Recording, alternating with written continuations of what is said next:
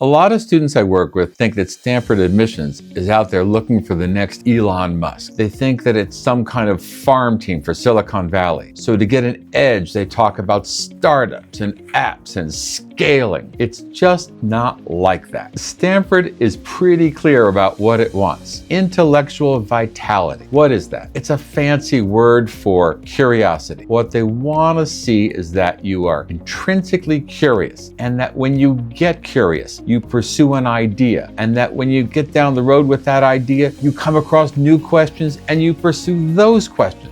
That is what Stanford is looking for. That's a person who gets an advantage when they're applying to Stanford. How do I know that? They say it specifically in their materials, and it's been the first Stanford essay prompt for the past 10 plus years, which is how long I've been a college essay coach. Here's an example. One of my students wrote her intellectual vitality question about her pursuit of the question of whether God can exist in a world with evil. In her essay, she wrote about starting with Shakespeare and Lord of the Flies, then about how she got so interested, she wrote a 1,000-word essay. Maybe it was more on this philosophical question. Then she put that into her blog, and she interacted with people because she was really obsessed in that question. There was no startup, there was no app. There was just pure curiosity and pursuing an idea. Put simply, Stanford essay prompt number 1 is not asking what you've built. They don't want an extracurricular essay. They want to know about that thing that you just can't stop thinking about. Next week, what Yale admissions want. Different school, different answer. Hope that's helpful. Follow me if you want more.